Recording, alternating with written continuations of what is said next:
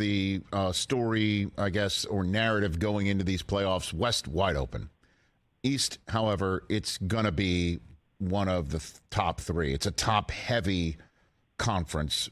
Is there a team that you could identify that could crash that party that we're not talking about in the East? Well, Miami is the obvious one you look at because the Heat, I mean, they have been a mess all season long. You know, Kyle Lowry, when he's played, has not been the same guy we've seen in recent years. But if they wind up winning their play-in spot and facing Boston in the first round, look, that's basically the same team that came within, inches of a Jimmy Butler three-pointer of beating the Celtics in the conference finals last year.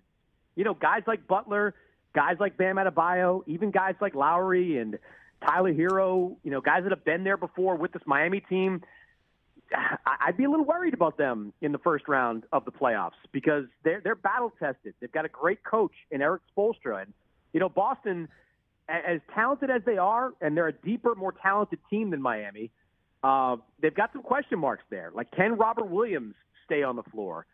Joe Mazzulla, his first postseason as an NBA head coach, and he's going into the playoffs.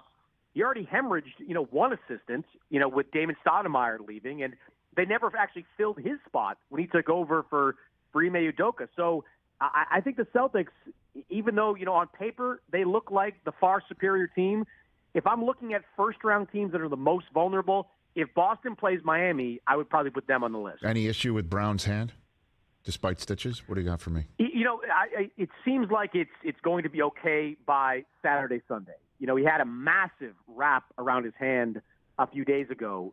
In the subsequent game, that wrap was significantly smaller. So everything I'm hearing is that come the playoffs, which again for the Celtics, thankfully, is could be 5-6 days away.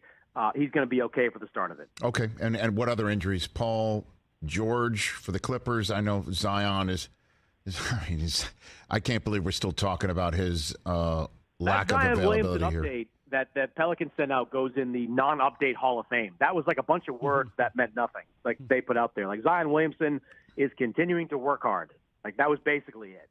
And look, he's not going to play in the play-in tournament for sure. If by some miracle the Pelicans get into the playoffs, I wouldn't expect him in the first round. That's for sure. Same thing with Paul George. Like I don't know. I know there's been some reporting that he's making progress, but for the last few weeks since Paul George's injury, everything I've been hearing is that the Clippers were effectively preparing to go into the first round without Paul George, and they could not have drawn a worse first-round matchup. Like, you think they could use a defensive-minded wing in a series they're going to have to match up with Kevin Durant and Devin Booker? Like, that's going to be a very difficult matchup for the Clippers to win. Catch the Rich Eisen Show every single day on the Roku channel, 12 to 3 Eastern, for free.